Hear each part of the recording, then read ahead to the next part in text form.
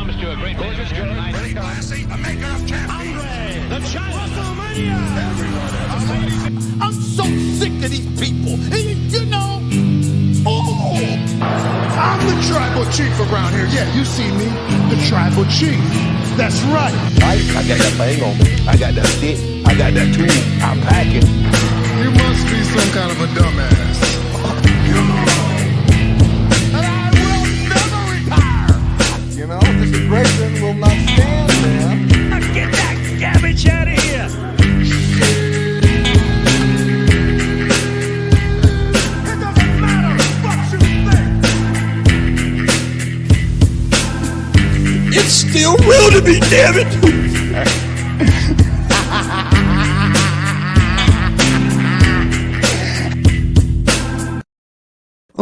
Ladies and gentlemen, it is Friday night once again, and you know what that means. It is FNR, Friday Night Review. I am one of the co-hosts, a part of this program. I am Cam G. Of course, right there, that is Shadow. And of course, my man Scalz over there to the left. Gentlemen, how are we doing tonight on our Friday evening? I'm doing good. Doing good. Well, you see, I give that Smackdown about a 5.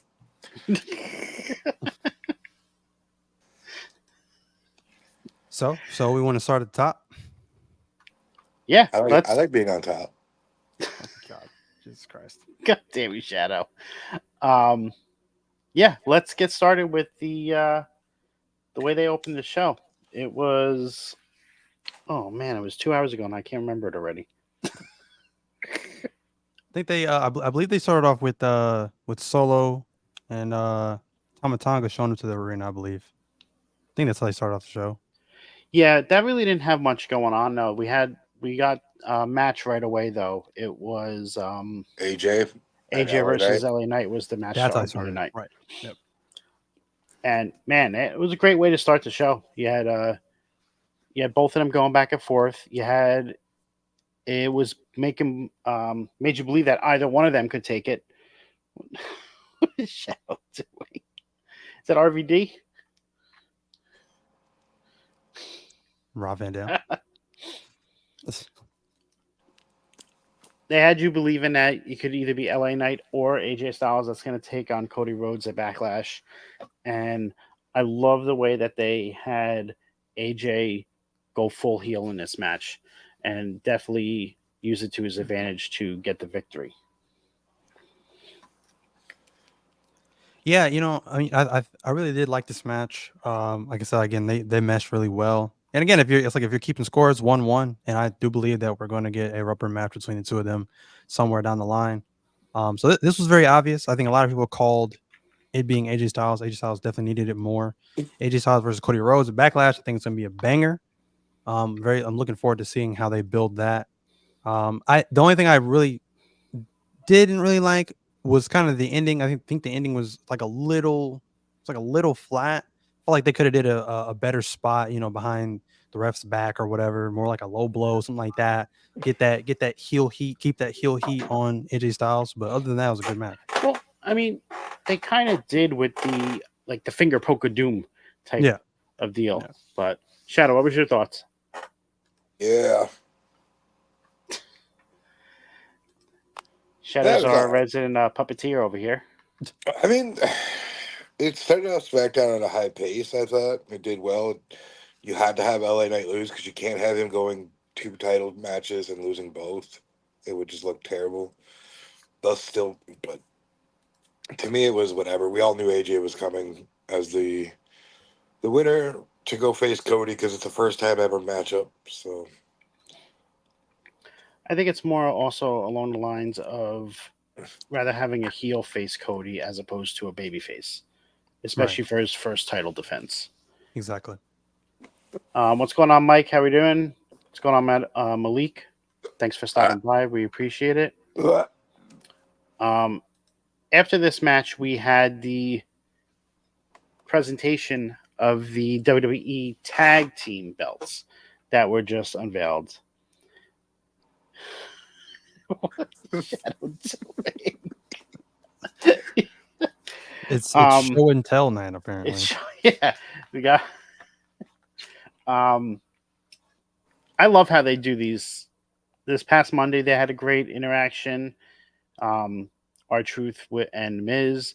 This one we have Hey, you guys A-Town want to Down see my Under. cactus?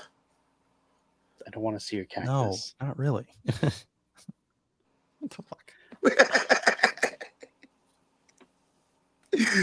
Okay, I'll stop for now. It was just a great way that they did it. Triple H has a nice little speech about the belts. He gets them to come out.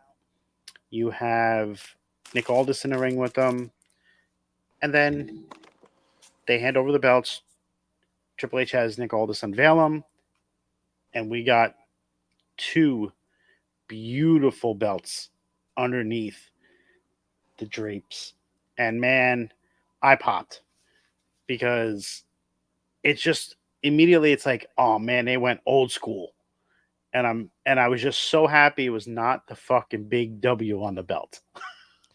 Because I was so worried with Smackdown being the brand that has the W that we were going to get it on the tag belts. What do you think? Yeah, Ken? man. Man. Well, first of all, I think you're underselling that a lot. So allow me. So now I'm with you on that part where, I'm thinking they're going to be, these big W's. That's, I think a lot of people said that, right? And I'm usually not one that really gets caught up off of, title designs, belt designs. I really don't. I care more about the prestige of the championships. I care more about what they mean and who's a particular tag team or trio even or a singles wrestler that holds the title and how they carry the title, how they defend the championship and the storylines and all this that they do with the championship. I care more about that in today's day and age. But yeah, I was a little concerned about them being W just because we already have several belts that they've had that are just the WWE logo. That's pretty much it. So when I seen the belts, I'm like, oh wow, that's actually kind of crazy. And I like the World Tag Team titles on Raw. I didn't have a problem with them. I thought they were great, but these are way better. These are I better. love them, and then these are like you just said, these are even better. And the These are great even thing about better. these is it's such a callback to the belts that Demolition held. Yes. And Yes. like I was doing a watch along with Jax, and he's like, the one thing he doesn't like about it is that there's a lot of black in it. So I feel like there could have been a little bit more of coloring. They could have had the blue behind the nameplates. That would be the only thing I would change. Racist segment ever. Yeah. God damn. Anyways, come on, Shadow. Ignoring that, but I wasn't no, muted. My bad. My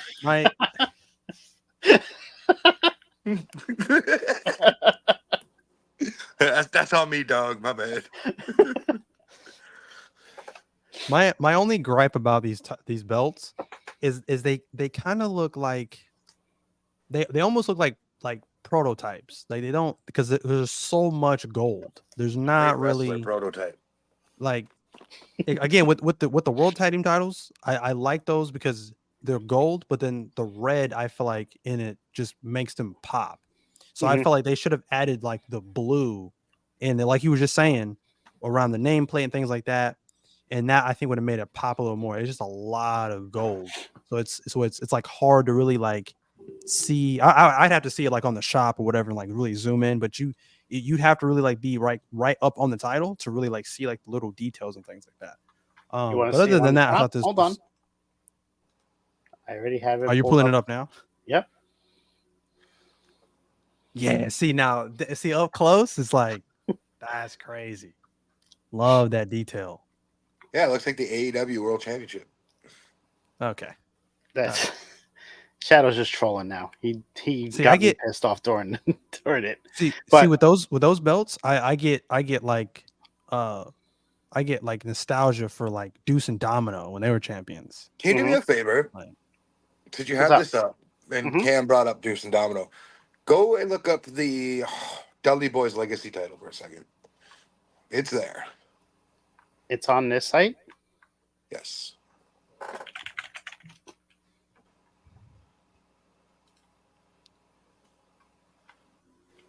This one? Mm-hmm.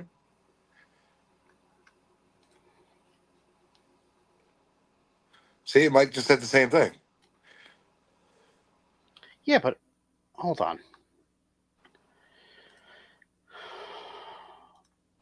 Because I had it pulled up before.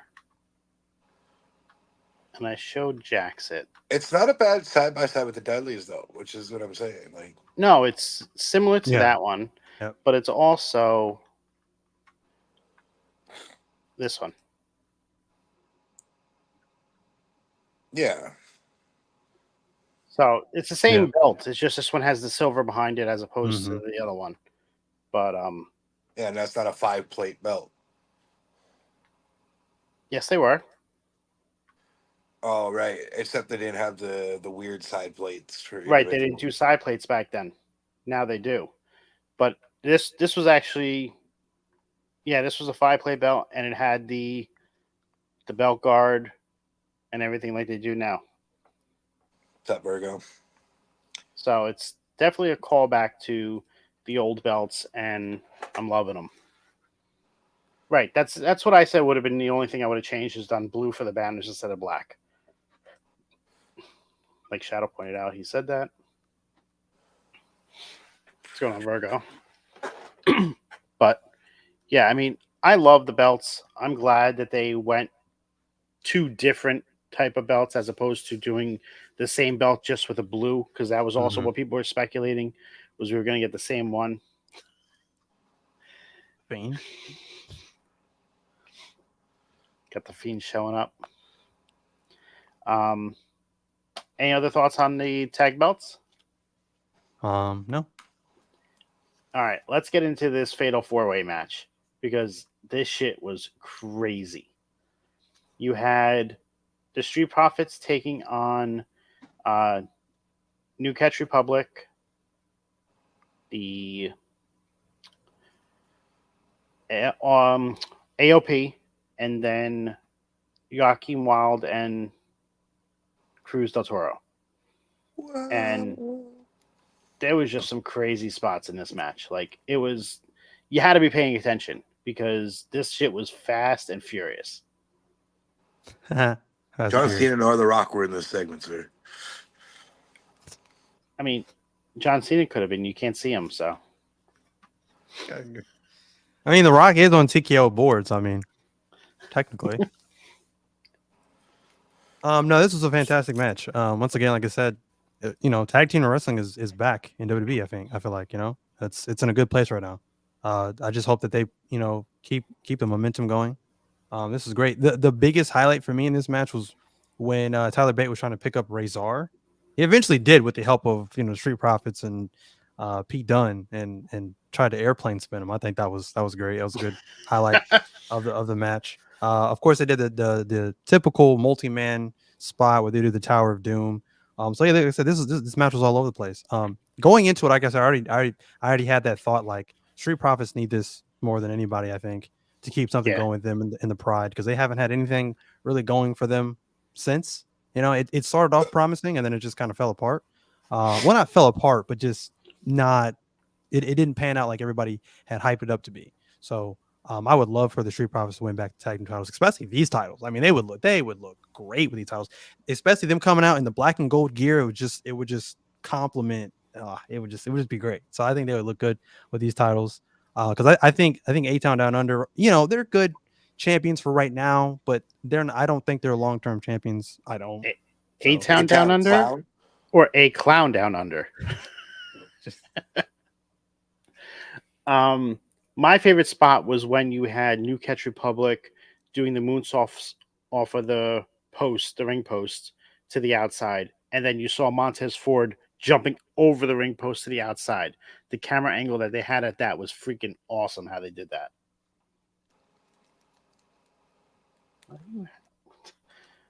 But Shadow, what was your thoughts on this match? It was high velocity, a lot of great spots. It could have gone to the New Catch or the Profits, and I'm glad it went to the Profits because I feel like that's a much better tag team to put the titles on. Because nobody gives a fuck about Grayson Waller or Austin Theory for that matter at this point right now. Yeah, no, I mean they're doing great as heels. I mean, it is what it is. but they're not like Aldous has pointed out. They're more comedy wrestlers, man. They're literally the Orange Cassidy of WWE. Who is? Waller in theory right now. I don't know if I go that far, but I would. Fucking Waller's face makes me want to punch babies. okay.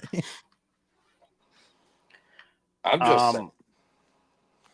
I've liked the way that they had everybody focus on taking out AOP. AOP was pretty much on the outside for a lot of the match. Makes them look like they weren't Biggest involved threat. in it.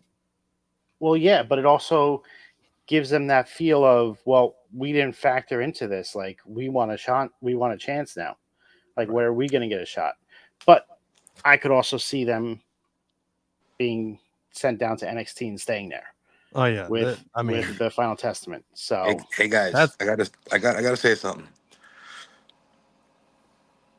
Acknowledge me. oh my god. Fuck, we had Roman more on this show than the last 2 weeks of SmackDown. What's up, Billy? you probably won't see Roman for a while. Yeah, for like 4 months. So good luck with that. Mike says that he likes the Waller Theory team. I mean, yeah, I mean, I don't think they're a bad team. They're not a permanent fixture. yeah. With all the tag teams that they have now, we kind of don't need them to be a tag team anymore. Let Grayson Waller get a singles run. Let Theory get a singles run. Split them up now and allow them to go for those mid-card belts and see what they could do with them. Nothing. After the match was over, Lashley and BFAB came out to celebrate with them. Then you went in the back with Brian Saxton talking to Bailey. Bailey said that she appreciates it more after seeing that Rhea had to give up her belt and vacate the title, so she doesn't take it for granted right now. After that, we went and saw Solo and Paul Heyman for the second time tonight. He apologized to Solo, tell him that he can't find Kevin Owens. They're still trying to do it. And this is where you're starting to see the dissension between Heyman and Solo.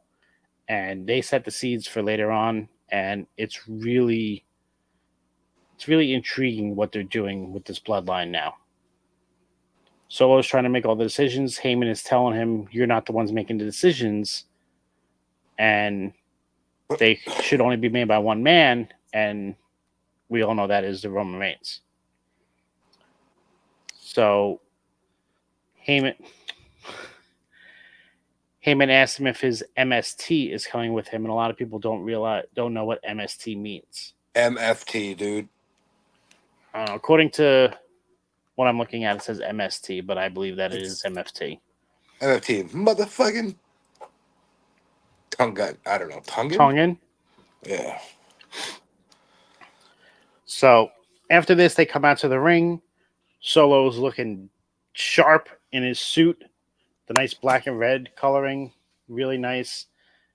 Heyman starts talking. The crowd starts chanting, "We want Roman." They are getting the babyface Roman turn without even doing anything. They did nothing. Seen Roman since And it Mania. essentially we have the babyface turn in full effect already. I love it. Solo snatches the mic from him, and now Solo's trying to talk, and now Solo is getting the Dominic Mysterio treatment. Yes. And I love that because that heel heat that he's getting already is going to make this whole story that much better. Yep. I liked it there for a second when Solo like backs off the rope and Mike, he goes, "They're booing me? They're booing me?" Just like everything he's done these last 2 weeks, he's just stepped up another level. And we didn't know he could do this because he didn't talk a lot. And now you're seeing what this guy could do. Man, that Bloodline story went from 10 to 15. It's going to be so good. So would you believe that, I have a theory that because initially that I thought that Solo could be the one calling the shots now. But after tonight, I think he's serving as like he's like the underboss right now.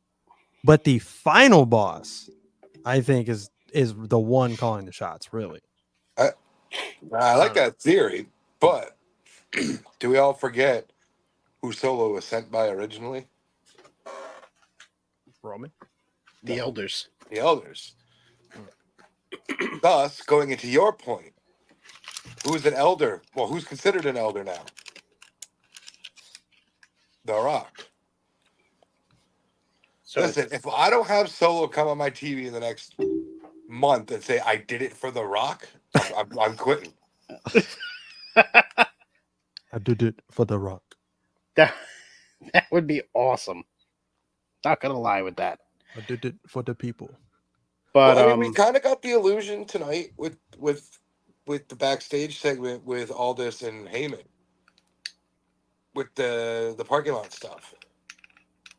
mhm. And remember, when Rikishi hit Austin, it was in a parking lot in a rental car. So I I didn't think fully about fucking expect Solo to say, "I did it for The Rock." Either Solo or Tama is gonna say it. No, but I will give a shout out to It's more- Busted Open Radio and Bully Ray for saying that man can talk with his eyes because that's all he did tonight. Yeah, It's I think Tom is he's the new Solo. I don't think you're going to hear him talk a lot. He's just going to be. I think we're gonna hear him talk at all. That's what I'm saying. I don't think you're going to hear him talk at all. He's the new Solo. That's what I'm saying. Like he's in Solo's old position of just being this destroyer, and he doesn't have to say anything. So who's gonna replace the Usos? I don't know. The Fat I Twos. haven't gotten that far yet. Jacob I don't know. and Zilla. Yep, that's exactly who I was thinking, Shadow. Maybe. I Zilla- mean, that's far fetched, but Is it Zilla, though? I think, is far fetched. Jacob, I don't think it's far fetched. Zilla is a little far fetched. well, we keep hearing these rumors that Jacob signed, Right. but I don't There's know. a theory. There's a theory going around that he's going to debut at Backlash, but I don't know. We'll see. What I guess story it's is being gonna- told there? I mean, we're Well, only 2 weeks out now. You're probably gonna get either Solo or Tama versus Kevin Owens. At Backlash? I think that's what you're probably gonna get it there at Backlash. And then you have Solo versus Kevin Owens. Yeah, okay. I can see and then that. you have that's where you have him debut if he's gonna show up there. Yeah, that would be that would be the perfect spot because he comes in, costs Kevin Owens a match. Yeah, Yeah, because Tama gets banned from ringside or something stupid. And... yeah, something like that. Put in a shark cage or something. I don't know. Fuck off. Well, especially with what happened tonight where Nick Aldis goes into the parking lot and tells him you need to control the bloodline. And can I tell you, this man deserves an Oscar. Yes, Like, yes. Paul 3 of Heyman them. should be up for lead actor of the year, whatever it is in Yes. sports entertainment, whatever you could think of. This man deserves one because his acting tonight had you believing this guy is legit scared of Solo and Tama. Yes. I think he might actually be afraid of Tama. Oh, no, Well, never mind. He worked with New Jack. Never mind. True. That motherfucker ain't afraid He of worked with nothing. New Jack. He worked with Taz. Like, this man has worked with He crazy feared for his people. life with New Jack. So, Nice call there. the way that everything unfolded tonight, Tama with Kevin Owens, like that was insane. The blood that you saw tonight on a SmackDown was something we haven't seen since the Attitude Era. Right. And that man was leaking. Like, it was not a little cut. That was like half his head was busted open. Yes. And we all know Kevin Owens doesn't stop. So I'm glad that there was people out there to help him stop. I don't think that was fake, Jax. He's asking if it was real or fake blood. No. With the way it was getting on They're- everybody and it's still coming out, I don't think it was fake. They're probably back to blading. Here and there. But Doesn't just that cactus dance and repeat what you say to it? oh, I think it does. I've seen that. Hello? Stupid thing. Okay. All right. Now it's just broken. It was broken. My kids destroy things. But What were we saying, listen, Cam? I'm sorry. What was I saying? Okay. Yeah, the segment and which we're talking about right now. Like I said, I'm glad you made the reference to Solo being compared to Dominic Mysterio, because like I said, it's the same exact thing. They won't let him get in a word in edgewise. So that's fantastic direction going for Solo right now. And like I said, to see Kevin Owens, coming out, dude, half of his head is just like hanging off by a thread, like he's bleeding all over the place. Craziness. The beat down afterwards, that was just vicious. Like we're looking at the next MVP of this next chapter of this Bloodline storyline, and it's Kevin Owens easily. We see that tonight. Like we talked about the MVP being Seth Rollins night 1, night 2 of WrestleMania. Now you're looking at the next MVP of the next chapter of the storyline, and it's Kevin Owens. Absolutely. But yeah, this whole thing was great. Out in the parking lot, we're going getting back to parking lot segments now. Like, yeah, this is going to be amazing, and it just makes me think more of why Paul Heyman is going to eventually side with Roman Reigns when he comes back, because for a couple of reasons. One, because I would think he's going to side with more or less the evil that he knows versus the evil that he doesn't know or that he's unfamiliar with, because it's clear that he's lost control of wherever these guys are. They're taking over essentially, and he's lost control of all of that. So he's essentially going to side with Roman, get the Usos back together some kind of way. So yeah, but either way, it's going to be a journey, and it's going to be awesome. What were we gonna say, Shadow? oh, I was just gonna say, get your refreshments. Our sponsor at Rockstar wants you to try their new kiwi strawberry splash. But the Bloodline segments tonight were so good. Like, it's back to dominating the TV. It's back to getting everybody intrigued, and it doesn't feel like a chore anymore with the Bloodline. Like, they reinvigorated the entire thing just by bringing one person in and having Roman go away for a little bit. Well, here's the thing with that too is WWE knows that typically right after Mania is a lull in their season. It really is. Always. Usually that first 4 weeks until the draft and the first pay-per-view is done. Right. But with this storyline, it's keeping everybody like, whoa. Right? All right. Let's move on from this. Fuck. After this, we had Carlito versus Santos. Absolutely stupid match. Get it off my TV. I can't argue with Shadow on that one. It really felt like a time filler. That's what it felt like to me. Because we went from the great Bloodline segment to this, and then we went into setting up for the main event, which I liked how they did the they were up in the skybox interviewing Damage Control, talking about how they are still one of the top factions. They are still the WWE Women's Tag Team Champions. And then you have Jade's music hit, and the camera just pans down to the ring, acting like they're going to come out to the ring. And then you have Bianca and Jade come into the skybox next to them, and they just start going back and forth at each other. I thought that was just very well done on how they did it. Again, with this new era, with this Paul Levesque era, we're seeing the fourth wall pretty much be obliterated at this point, right? They're taking cameras where the previous regime, I don't think, ever really wanted to take us. We're seeing, behind the curtain, and when we're seeing, around the gorilla area, like we never really saw stuff like that. So we're seeing segments back there. We're great camera work with wrestlers coming from outside the arena all the way in, all the way through Gorilla. Like we're That seeing was all of that. That was. We'll never Amazing. forget that entrance. Amazing, like crazy, right? Like it gives the whole product a different feel. Now with this skybox with damage control, it's another different placement of where we see segments and things like that, you know.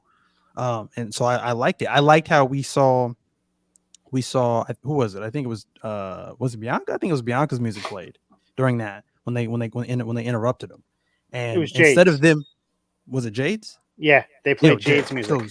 So it was Jade's music that they interrupted damage control when they were talking, and they panned back to like the ring and the entrance, and I initially thought that they were going to come out through on the entrance ramp and come to the ring and be talking to them from the ring or whatever, but no, they panned back and they're literally in the skybox next to them, and they're just talking trash to me. Now, if you ask me personally, like I was kind of hoping somebody would have dove over that guardrail and just start brawling. That would have been crazy. But either way, it's such a different feel to the product, and I'm loving it. So what's going on, Fiend? How are we doing tonight?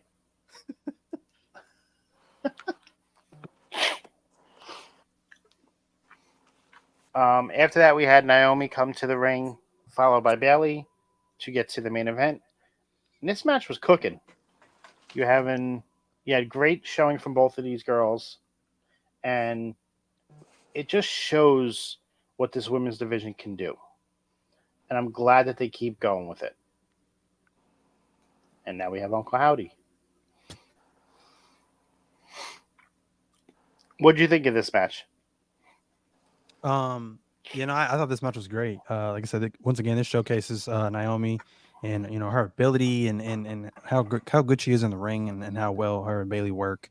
I thought this was a great match. I knew Naomi wasn't going to win this match, but when the match initially was going on, I was like, okay, I don't think they're going to have Naomi lose just flat out. So I'm like, something's going to happen, and I was like, okay, got it. Tiffany Stratton's probably going to get involved and throw this match out, no contest, something like that, or cost Naomi the match, something of that nature. So literally, I walked out of the room, heard the bell ring, and then literally heard Tiffany Stratton. I was like, knew it. So I like it. Again, you're progressing the story with Tiffany Stratton, keeping her in the spotlight. She's on fire right now. I don't care what anyone says. So you're keeping her in the spotlight, keeping Naomi, protecting her, not having her, giving her a clean loss or whatever, protecting Bayley as well. So I don't know what they go forward with this. I guess maybe a triple threat at Backlash: Tiffany, Bayley, Naomi. I wouldn't be opposed to that. So, but overall, it was a pretty good match. Yeah, I like how they did the integration of Stratton into this, because the way that they had it with the camera angle, you just saw Bayley all of a sudden just get cold clocked by Stratton out of nowhere. Bell rings, and then Tiffany just goes to town on everybody. And then she hits both Bayley and Naomi with the prettiest moonsault in the middle of the ring. Yeah, Shadow? I was just laughing that you said that Tiffany went to town on everybody because I'd like her to go to town on me. Oh, my God. We'll call it Shaddy time.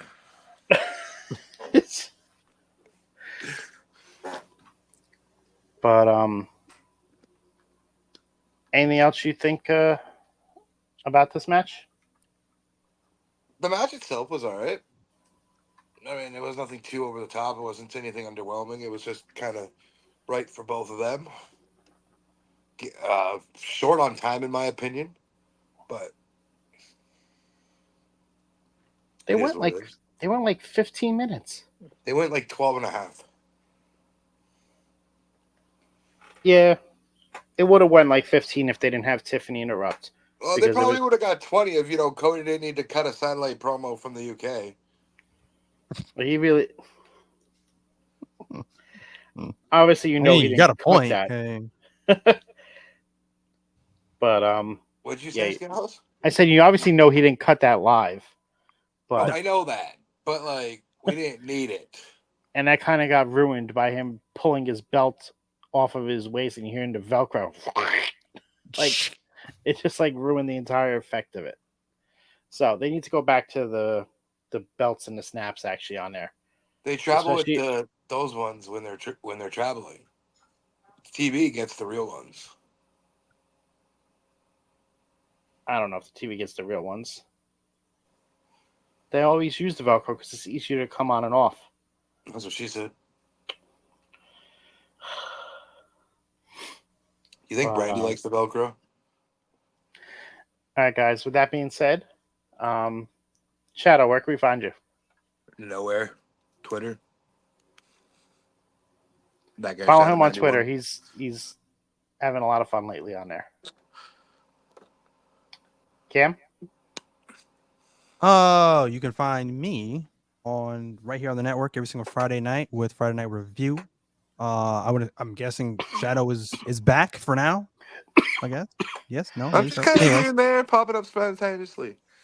that's fair. That's fair. Well, like I said, for sure, you can catch me and Scalz and a third person on the program, either Shadow or Jamie, every single Friday night after Friday Night Smackdown with Friday Night Review. Then on our sister page on Monday nights after Raw with the table spot with me and Metalcore Mike, and of course the Alpha Wolf Sean, and then of course on Wednesday nights on the Boom immediately following AEW Dynamite. And on my socials, you can find me on TikTok. I have 3 different socials on TikTok, or 3 different pages. I've got Cam's Square Circle Mania, Call Me Cam G, and of course Cam's Wrestling Corner. And then on my socials, you can find me on Twitter /X at CamandCheese317. And if that does not sizzle your bacon, you can find me on Instagram at 317 Bacon Eggs and Cam. Before Scalz goes, if you guys get a message from me selling meat, don't open it. It's probably spam.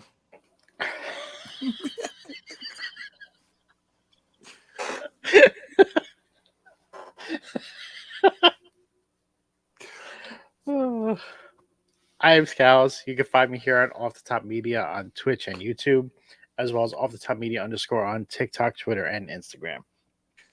Make sure you like, subscribe, follow, share out our content, help us grow. We love what we do here. We hope you guys like it too. Thanks for stopping by. We'll see you again soon. Oh, yeah.